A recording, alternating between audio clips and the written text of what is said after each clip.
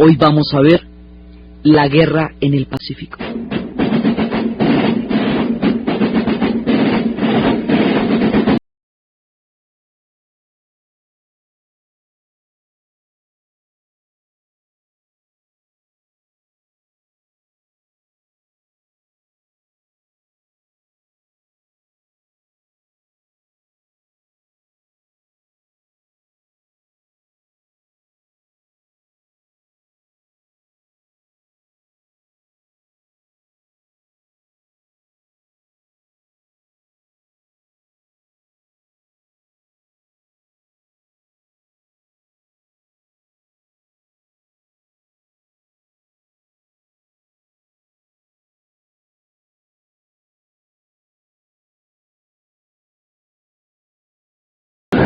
Habíamos visto la vez pasada cómo en el cuadro general de todo lo que está pasando en la guerra. Entonces, por un lado, ya empezó la campaña en Rusia, o sea, ya cayó toda Europa, ya resistió Inglaterra, todo lo que tenía que resistir, y ya está empezando la campaña en Rusia, se van internando, habíamos visto en esas nieves terribles, y el general Invierno va a salir a defender a la Santa Madre Rusia, y mientras tanto, va a haber otra guerra paralela, porque es que uno cuando empieza a ver las películas sobre la Segunda Guerra Mundial y de golpe le empiezan a mostrar las películas del Pacífico y arrancan una cantidad de batallas aéreas, pues uno dice, bueno, ¿y esto qué es? ¿A qué hora se metieron los del Pacífico? ¿Qué hacen por allá tan lejos? La guerra no es que era en Europa y había empezado por Polonia. ¿Qué hacen estos por allá metidos al otro lado del océano? Y empiezan a aparecer nombres como Midway, Guadalcanal y más adelante Iwo Jima, Okinawa. ¿Qué es eso y qué tienen que ver esas batallas con lo que está pasando en Europa? ¿Qué va a tener que ver Okinawa con Normandía? ¿Qué tiene que ver todo con todo? Nunca se establecen ese tipo de conexiones. ¿Y qué tiene que ver el ataque a Pearl Harbor con todo el cuadro general de la guerra? Entonces lo que pasa es lo siguiente. Hay un proyecto paralelo de expansión en Japón. Japón, por su lado, ha desarrollado un proyecto de expansión y de modernización que lo va a llevar a entrar en la guerra. Es un proyecto que por circunstancias completamente diferentes y desde ángulos totalmente distintos, lo va a llevar a una perspectiva muy similar a la que Alemania va a tener en Europa, pero en Asia. El proyecto japonés es en Asia, es un proyecto de expansión gigantesco, y es un proyecto de expansión que en algún momento va a chocar con los intereses norteamericanos en el Pacífico, porque los Estados Unidos se ha venido expandiendo por el Pacífico desde la época de Teddy Roosevelt, desde la época en que Cuba, Puerto Rico y Filipinas se independizaron del Imperio Español y quedaron bajo mandato, digamos, bajo influencia norteamericana, a la base de Filipinas y todo eso, y Hawái. Desde ahí había unos enclaves de los Estados Unidos en el Pacífico. Entonces, en algún momento este proyecto de expansión se va a tener que enfrentar con los norteamericanos.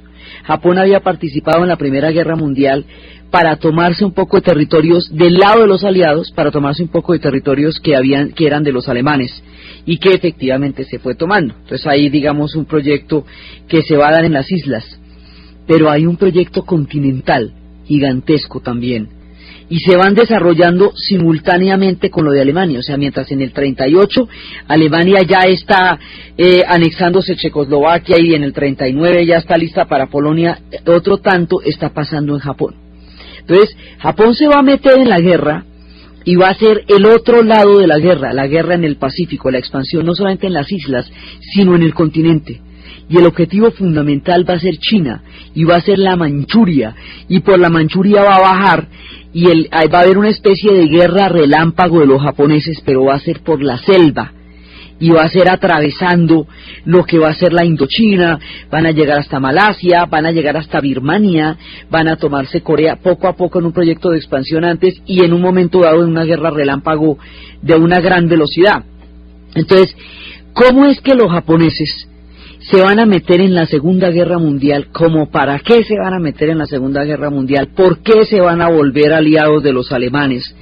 ¿Y cómo es que un pueblo tan hermoso, tan bello, tan profundo, tan sutil y tan espiritual como el Japón se va a ver metido en una confrontación como la Segunda Guerra Mundial, y se va a ver metido en campañas tan terribles, tan crueles y tan aterradoras como las que se dieron en la China, que fueron campañas que sobrepasaron límites del horror absolutamente indescriptibles.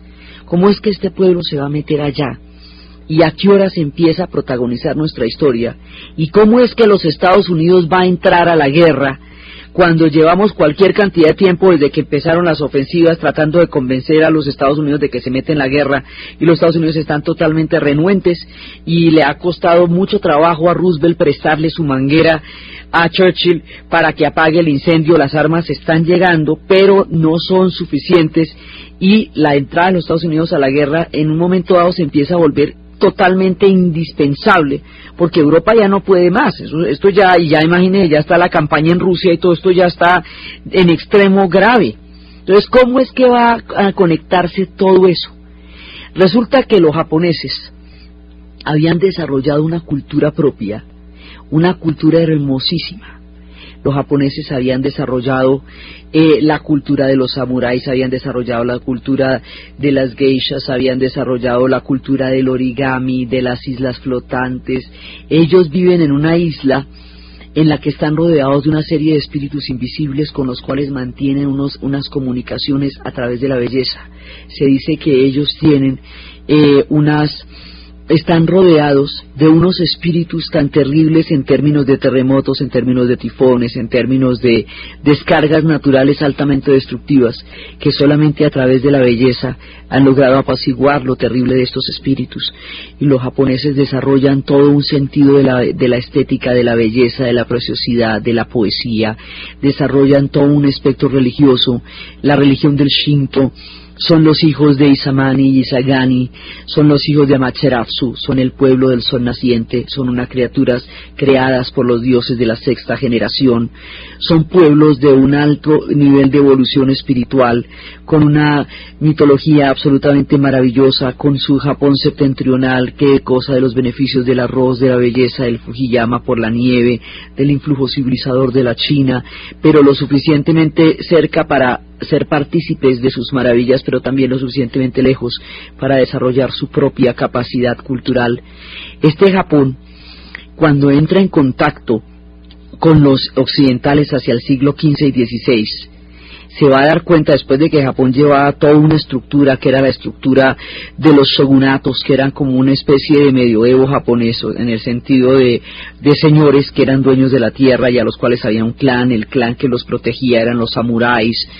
Después de todo esto, ellos van a entrar en contacto con Occidente. Cuando ellos ven que Occidente es disociador, que tienen unas armas terribles y que todos se pelean entre sí porque entran en contacto con holandeses y entran en contacto con portugueses y entran en contacto con ingleses, se dan cuenta que hay profundas peleas religiosas, con los jesuitas también entran en contacto. Cuando se dan cuenta que los occidentales se pelean entre sí y tienen armas pavorosas, hay un momento en que Japón decide cerrar las fronteras y durante 3 siglos no vuelve a entrar ni a salir nadie del Japón. Y durante esos 3 siglos van a desarrollar una cultura maravillosa, eso se conoce como el periodo Edo, y es la época de la cultura de las islas flotantes, y es la época del teatro kabuki, y es la época, el teatro no es anterior, el teatro que lleva un mensaje de trascendencia profunda con los espíritus de lo invisible a través del exorcismo del teatro.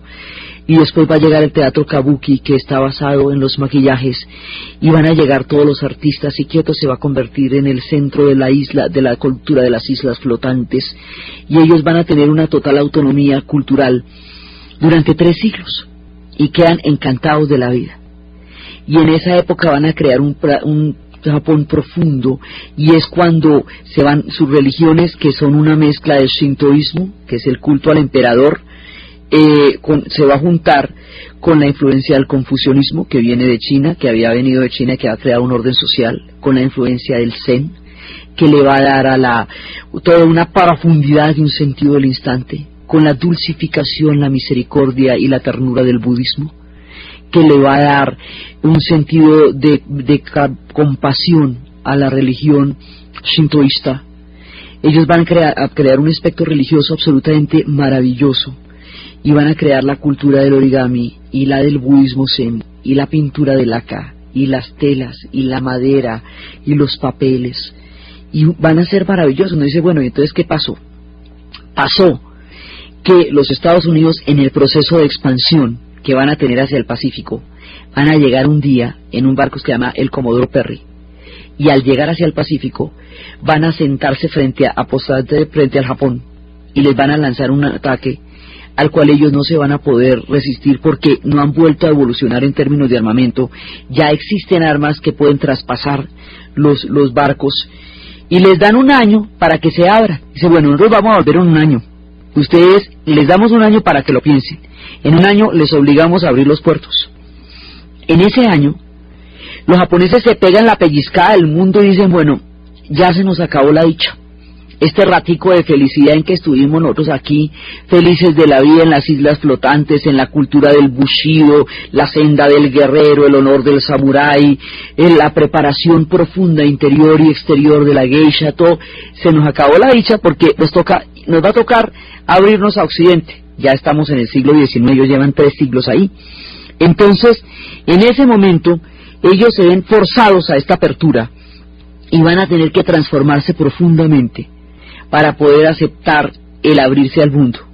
Una nueva casa dinástica va a entrar y se va a llamar la dinastía Meiji.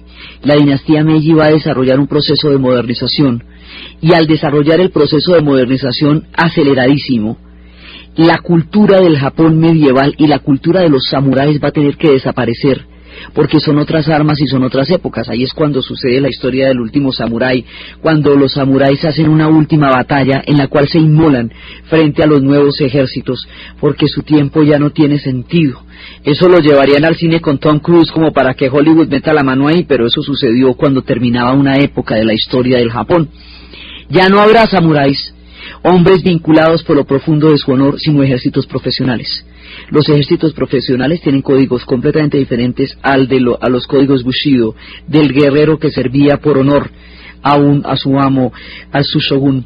Entonces, en ese momento, Japón empieza a industrializarse, Japón empieza a buscar la forma de integrarse a Occidente sin que Occidente se lo trague, porque ya Occidente ha colonizado toda esa zona, y ya Japón está viendo lo que ha pasado en las otras sociedades. Entonces va a tratar de industrializarse lo más rápidamente que pueda para evitar ser invadido por los ingleses o por los franceses, como le ha pasado a China.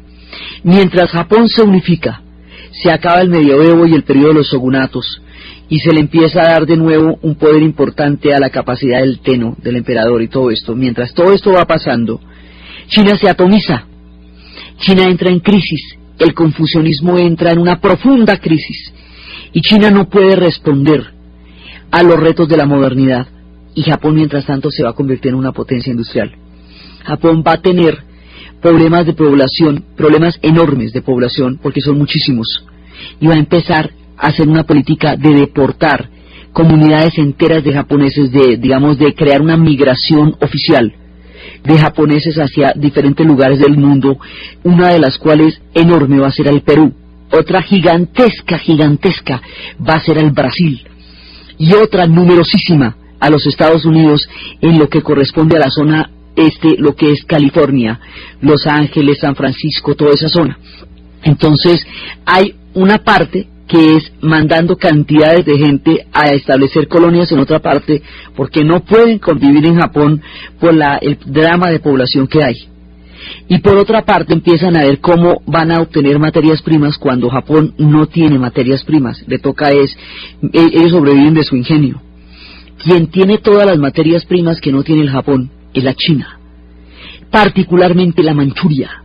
Y como la Manchuria está en manos de la dinastía Manchú, que no es propiamente Han, es decir, que no es una dinastía china en el sentido tradicional de la palabra, ellos entran a buscar la conquista de la Manchuria. Entonces primero van a invadir Corea, luego van a empezar la invasión de la Manchuria lentamente, y después ya de una manera frontal.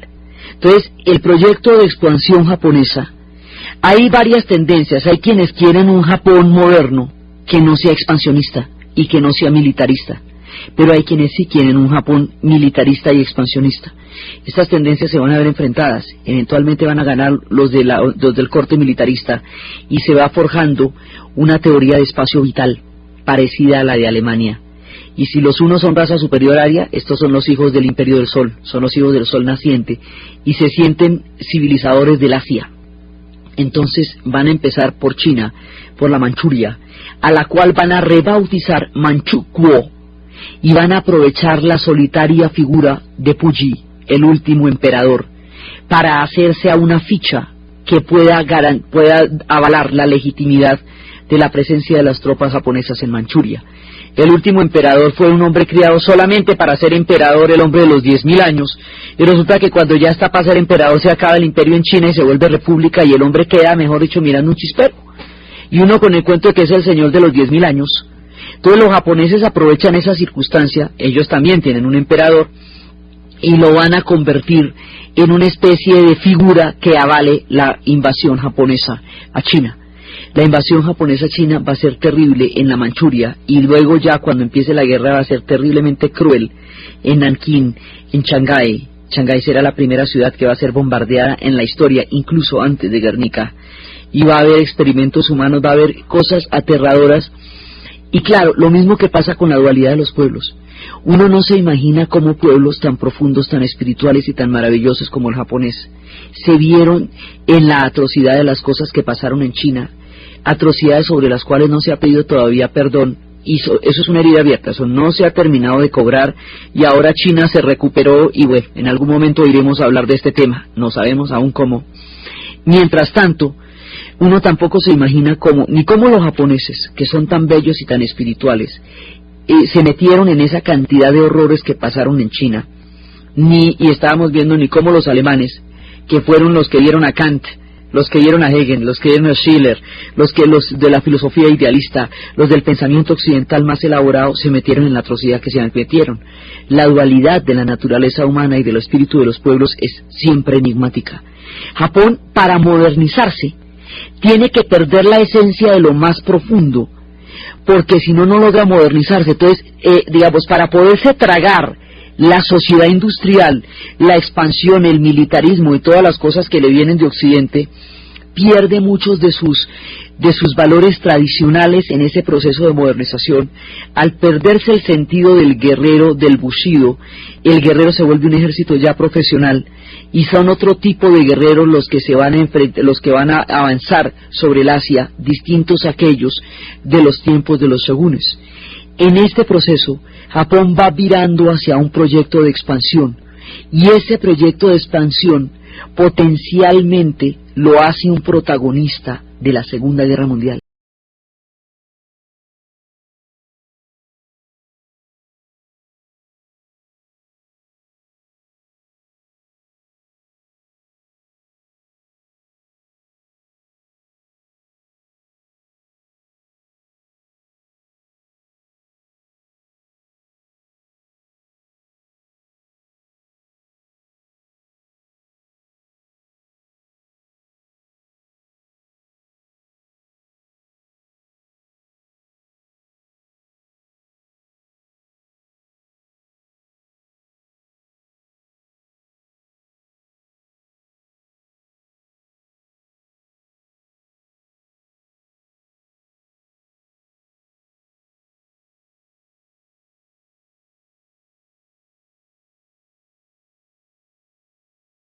En algún momento, en el 34, un incidente en el puente Marco Polo va a oficializar la invasión a la Manchuria, y es cuando la van a rebautizar Manchukuo y cuando van a imponer el idioma japonés en lugar del idioma chino, y empiezan todo este proceso de expansión.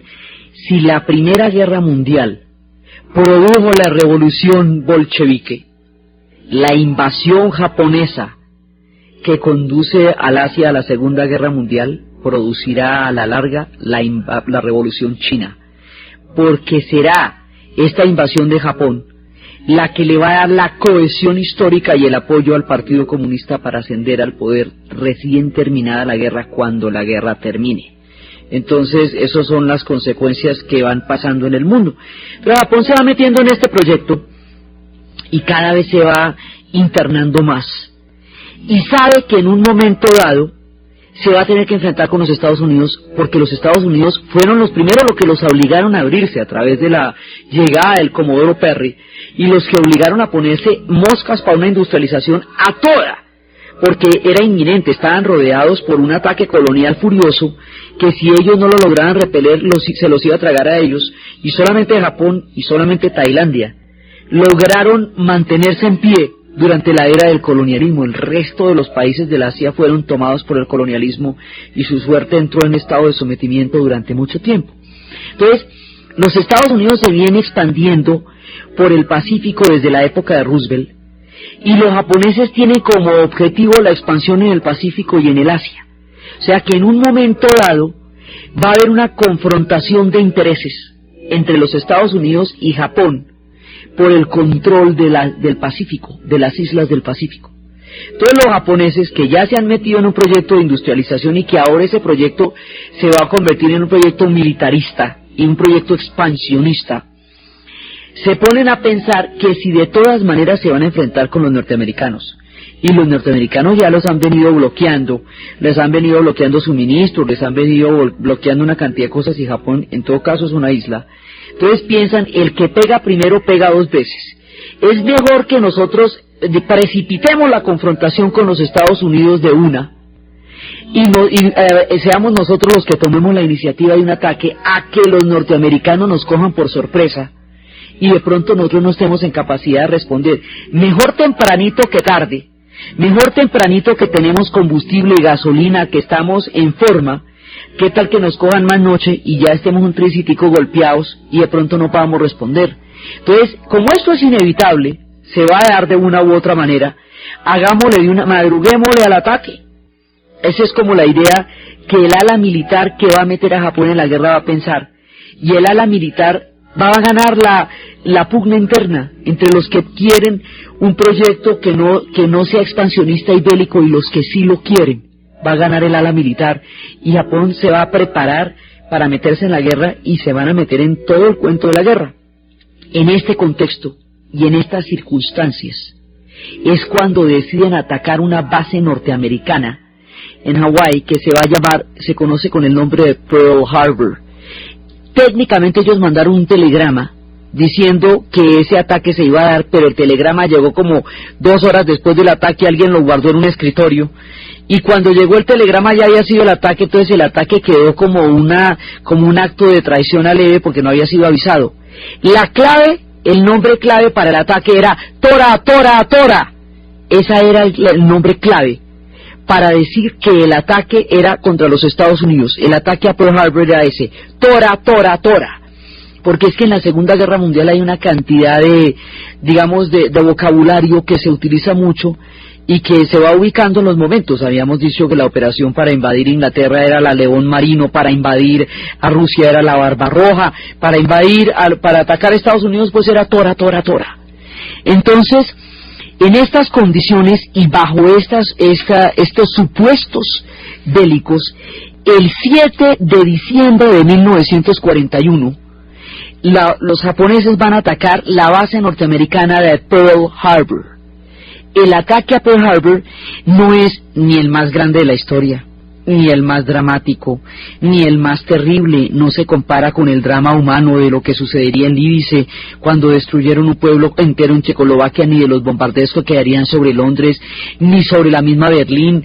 No se compararía con las destrucciones futuras de Dresden, no se compara con el Holocausto mismo, no se compara con los dramas que Europa sufriría, ni que la misma Asia sufriría durante la Segunda Guerra Mundial. No es la magnitud del ataque. Era un ataque militar contra una base militar, no eran soldados, no eran civiles sino soldados.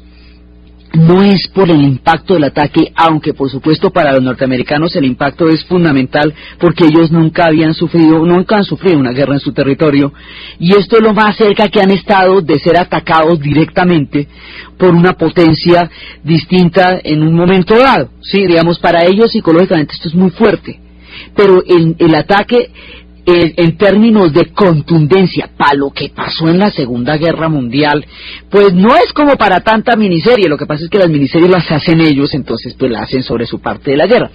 Pero lo que sí es es importantísimo, importantísimo, porque el ataque a Pearl Harbor es lo que determina la entrada de los Estados Unidos en la Segunda Guerra Mundial. Sin eso, la opinión norteamericana no hubiera permitido que Estados Unidos entrara en la guerra, porque ellos no estaban de acuerdo en meterse, en involucrarse en un conflicto de ese tamaño, cuando al principio, cuando el primero le salió tan aburridor, y cuando Versalles resultó siendo un resultado completamente desconocido e inesperado con respecto a lo que se habían acordado, que era una paz sin vencedores, y terminó siendo una victoria, una venganza firmada. Entonces esa experiencia les pareció hartísima. El pueblo norteamericano no se quería meter en la Segunda Guerra Mundial, ¿como para qué? Roosevelt necesitaba desesperadamente que Estados Unidos entrara a la guerra, porque sabía que sin los recursos norteamericanos eso no había manera de ganarla. Son muchas cosas lo que hacen posible que la guerra se haya ganado. Si Inglaterra no hubiera aguantado lo que Inglaterra aguantó, no hubiera habido a quien ayudar. Eso sí que quede claro, sin los ingleses no hay cuento.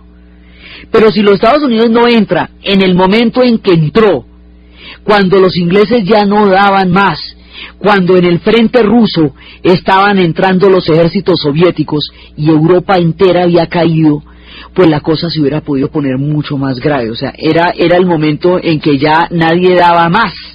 Entonces por eso es que hay toda la discusión sobre si Truman, en ese momento vicepresidente, sí sabía o no sabía, porque los códigos japoneses, Estados Unidos sí había descifrado los códigos japoneses y los conocía. Bueno, hay cualquier cantidad de especulaciones sobre si había gente que estaba informada del plan de ataque y no lo dijo para que entraran a la guerra o no. El asunto es que se presentó el ataque, ¿sí? Y cuando se presenta el ataque, inmediatamente los Estados Unidos le declara la guerra a Japón.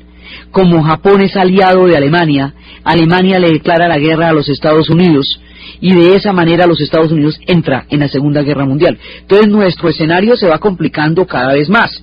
La vez pasada habíamos terminado con la guerra relámpago, la habíamos metido en Rusia, ya había caído todo el mundo: Yugoslavia, Bulgaria, Polonia, Rumania, Checoslovaquia, Francia, Austria anexada, toda Europa, ¿sí? Escandinavia invadida, Inglaterra resistiendo, Rusia en la campaña. Ahora el escenario de nuestra historia se traslada al Pacífico y los Estados Unidos entran a formar una parte importantísima de esto. Entonces los Estados Unidos dicen, bueno, primero, Alemania. O sea, aquí hay que darnos en dos frentes. Hay que meternos en Europa y hay que meternos en Japón. Hay que responderle a Japón el ataque y hay que meternos en Europa. Primero nos vamos a meter en Europa en forma, porque a Hitler hay que pararlo, y de eso no hay ninguna duda. Entonces las tropas norteamericanas intervienen en Europa, y por eso es que vamos a ver esa cantidad de historias de los norteamericanos en Europa, porque ellos se van a meter allá, ellos van a estar bombardeando, ellos más adelante van a determinar el viraje. O sea, ya de aquí en adelante las cosas van a empezar a tener unos virajes. Y también se van a meter en el Pacífico, se van a meter en ambos lados. Entonces, desde el punto de vista norteamericano, la guerra es en Europa y es en el Pacífico. Y también se van a meter en el norte del África. O sea, ellos van a entrar a todos los frentes. Estados Unidos entra calientico, con la economía perfecta, ya se han recuperado de la depresión, la industria pujante, con una ilimitada cantidad de recursos, sin bombardeo, sin guerra en su territorio, sin estar asolados como han estado los europeos, con la población fresquita, rosadita y cachetoncita. Ellos entran a la guerra con todos los hierros y con todas las condiciones para poder pelear la guerra hasta donde toque, como toque. Inglaterra por fin respira y dice, uy, llegaron, porque es que donde no lleguen, pues sí, muy bueno que nos manden armas, las armas son la manguera, pero es que necesitamos es aquí a todos los bomberos, porque es que el incendio es grandísimo. Entonces entran los Estados Unidos a la guerra a partir del ataque a la base aérea de Pearl Harbor. Mientras tanto, Japón está en un plan de guerra relámpago, y el plan de guerra relámpago es absolutamente impresionante. Japón se empieza a desplazar a la gran velocidad. El 7 de diciembre es el ataque a Pearl Harbor, y en los siguientes 6 meses Japón va entrando por Filipinas. En mayo del 41 y del 42, Malasia, Singapur en enero-febrero del 42, Indonesia y Birmania en enero y marzo del 42, y luego las ofensivas van llegando hasta Guadalcanal, Nueva Guinea, Ceilán, atacan alcanzan a atacar Alaska, Vancouver. Bueno, es una cosa impresionante cómo se van expandiendo hasta llegar a Birmania. Birmania es el noreste de la India. Entonces, arrancando usted de Tokio y llegando hasta Birmania, calcúleme usted la expansión. Entonces van a entrar a todo el sudeste asiático, todo lo que es Laos, Camboya, Vietnam, van a caer en la invasión. ¿Cómo? De la siguiente manera, esto es un billar a tres bandas. Como son aliados de los alemanes, y los alemanes han invadido a los franceses, y los franceses tienen colonias en Indochina, entonces seguimos con el ¿te molesta? Te molestaría sí, ya que tú tienes controlada a Francia, y Francia tiene controlados los territorios en Indochina. ¿Te molesta si yo avanzo por Indochina? Sigue nomás, tú no te preocupes que yo estoy avanzando por Europa. Entonces se meten en toda la Indochina, se meten por la selva, donde jamás se imaginaron que se pudiera meter un ejército.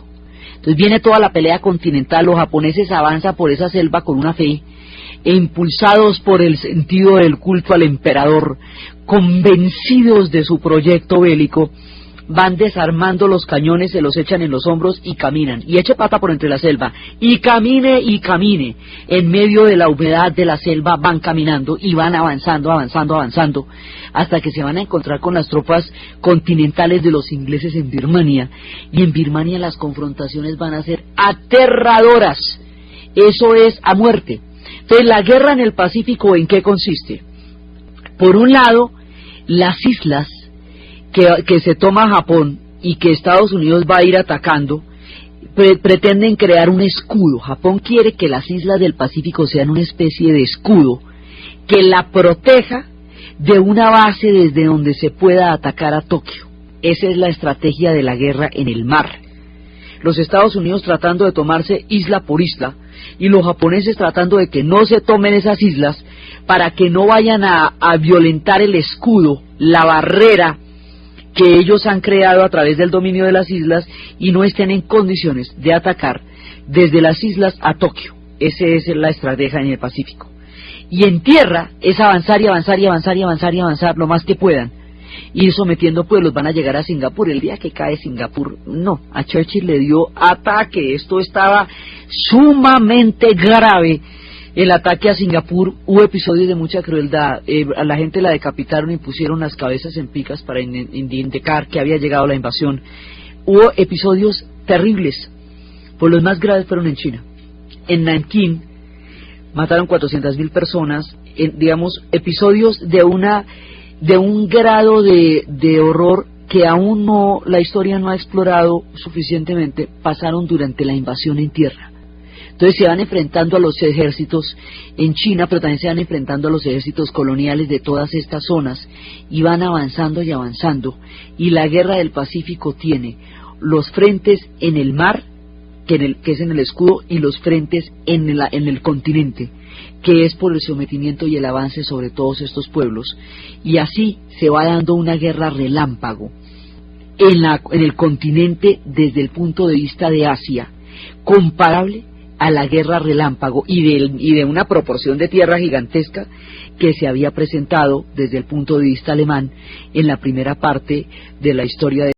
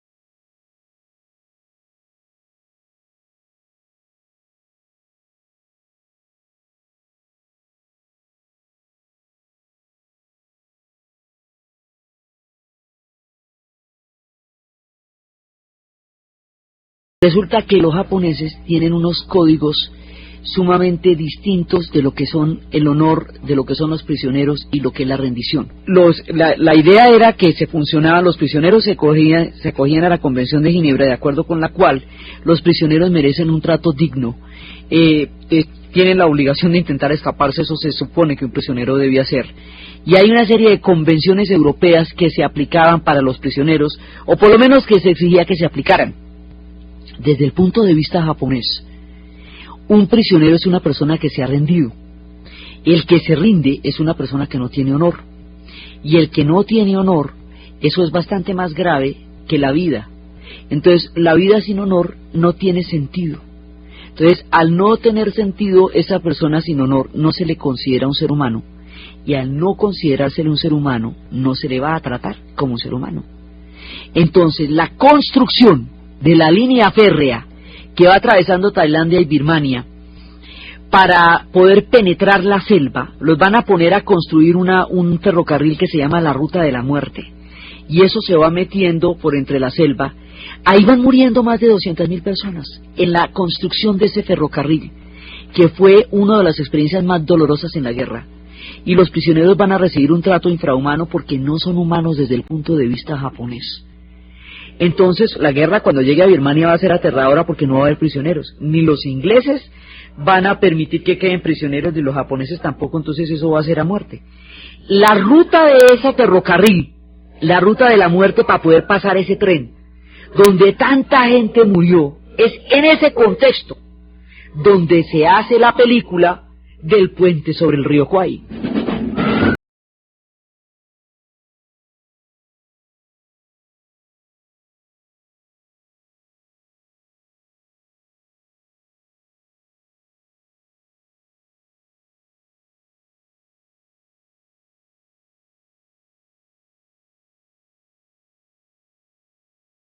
Esto es la música que recordarán muchas generaciones a través de la banda sonora de la película.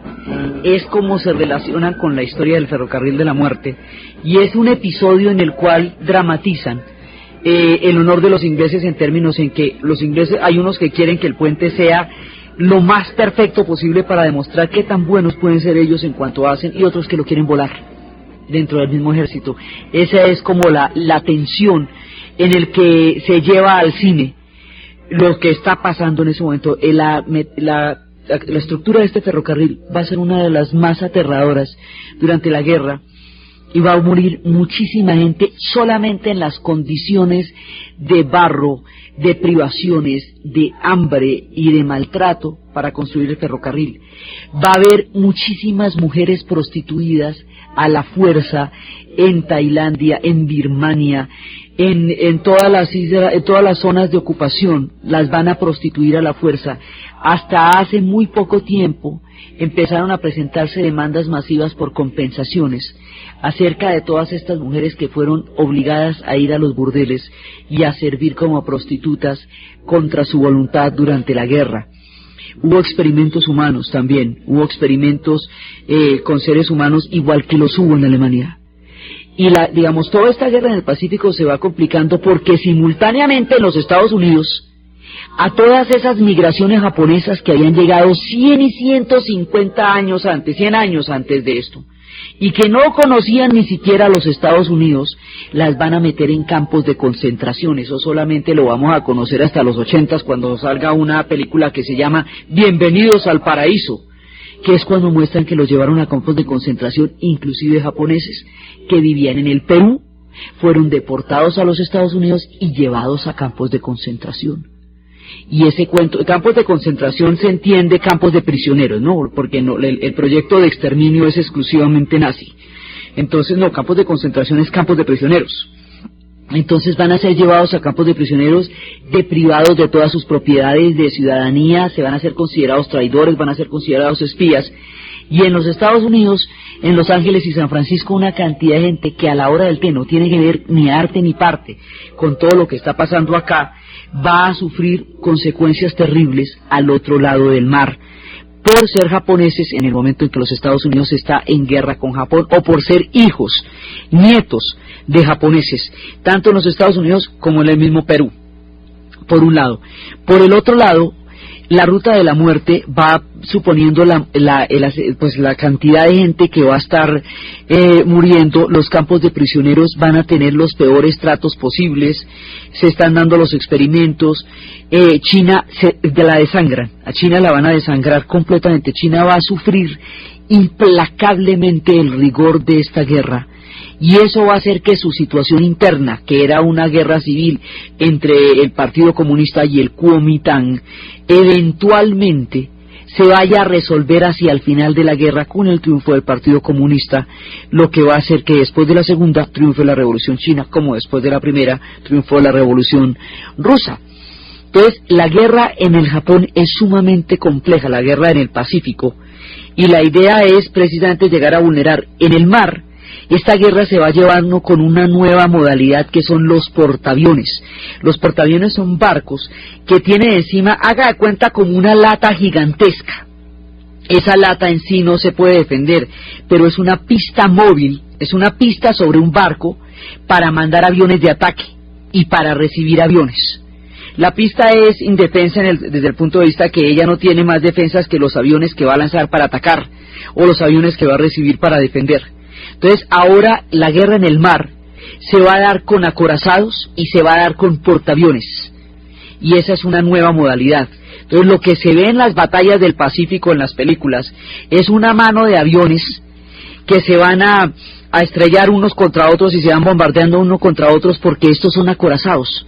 La batalla que le va a dar, digamos, el viraje a la guerra va a ser la batalla de Midway, esa la vamos a ver después, pero la batalla de Midway va a ser la que va a empezar a inclinar la balanza, que en un principio era imparable. Lo mismo, Japón en un principio no lo para nadie, pero es que ni lo vieron.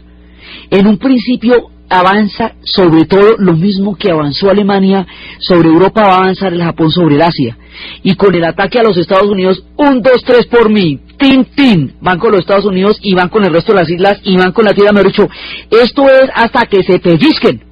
Se van a pellizcar en la batalla de Midway, cuando dicen, bueno, pongámonos aquí en el oficio, porque es que esto está grave, no solamente está grave en Europa, sino que también está grave en el Pacífico.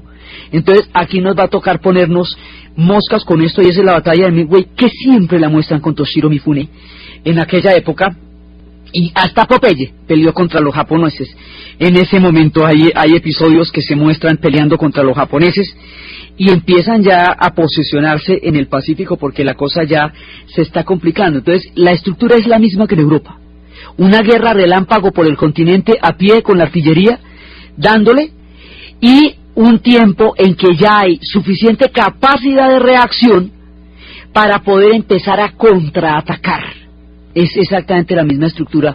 Entonces, más o menos hacia el año 42-43 es que Europa va a tener la capacidad de contraatacar en el continente. Los aliados van a poder contraatacar en el continente y van a poder contraatacar en el Pacífico. Entonces la primera parte de la Segunda Guerra Mundial es cómo van avanzando primero los alemanes, después los japoneses, y cómo en un momento dado los alemanes y los japoneses tienen todos sus objetivos tomados, mientras los aliados todavía no tienen la capacidad para responder. Si muchos resisten, pero todavía no tienen la capacidad para responder. Y la segunda parte de la guerra es cómo los aliados empiezan a tener la capacidad para responder y empiezan a tener los recursos y la estrategia para empezar a sacar tanto a los alemanes en Europa como a los japoneses en el Pacífico de los lugares que han ido tomándose en medio de la avanzada de las dos guerras relámpagos. De eso se trata. Entonces, en la primera parte de nuestro relato, esto es, mejor dicho, que no los ves nadie. Es el avance japonés incontenible, y eso las van ganando es todas, y Estados Unidos dice, ¿y esto qué fue? ¿Sí? Y en Alemania también hemos visto, en Europa va pasando lo mismo. Y la segunda parte ya es cómo se van inclinando las balanzas, ya cómo empiezan a moverse las condiciones de la guerra, y la segunda parte es defendiéndose.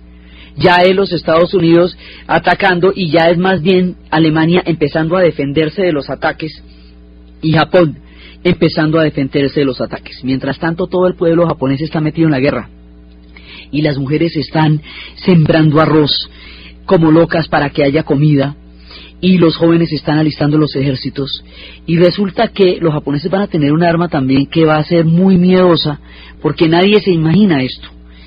Hubo un momento en que los japoneses fueron atacados por los mongoles, cuando los mongoles empezaron su expansión en el Asia hacia el siglo XII. En ese momento los mongoles estaban arrasando, y hubo una primera entrada al Japón donde los atacaron con mucha dureza, y luego se devolvieron y hubo una segunda entrada. Cuando se devolvieron en la segunda entrada, hubo una tormenta en el mar tan aterradora que hundió a todo al ejército mongol, y los ejércitos mongoles no lograron entrar en Japón. Los vientos que soplaron en ese momento y que salvaron a los japoneses de la invasión de los mongoles son los vientos, ese Bansai es el viento divino, es el kamikaze. Con el nombre de esos vientos que salvaron al Japón en la época en que los mongoles los iban a invadir, se van a denominar estos hombres que, lanzándose en picada con sus aviones, van a romper los barcos norteamericanos por la línea de flotación. O sea, esto es un avión que se lanza contra un barco buscando la línea de flotación para romperlo en dos, en la mitad del mar, muriendo el piloto que hace esa misión. Esos son los kamikazes. Y los kamikazes son de las cosas más aterradoras, porque imagínese un tipo que se viene a matarse contra un barco, con todo y avión. Es una cosa muy miedosa, con un concepto de la muerte en el cual la muerte es victoria. Digamos aquí, una cosa que es sumamente compleja de la guerra en el Pacífico, es que en el Japón, en ese momento, la muerte era una victoria.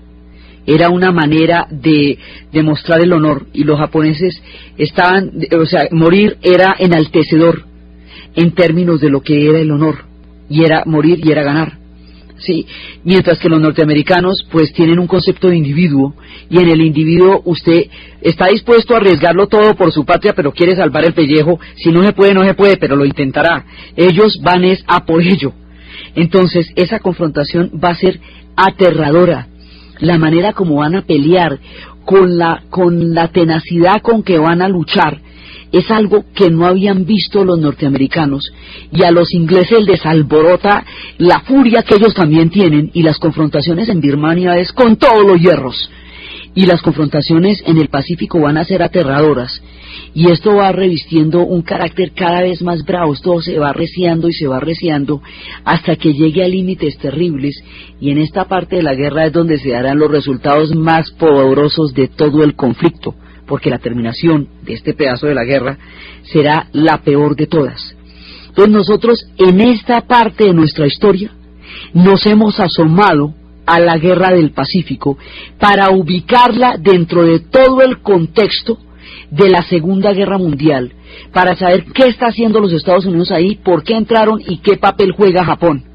Ahora nos volvemos a desplazar hacia Europa, pero ya con las tropas norteamericanas en el territorio europeo, porque nos vamos a confrontar con el punto de quiebre, uno de los puntos de quiebre más importantes de toda la guerra, el punto donde se va a dar el viraje de la victoria hacia el comienzo de la derrota alemana, uno de los puntos más terribles y más aterradores de la guerra, la batalla de Stalingrado.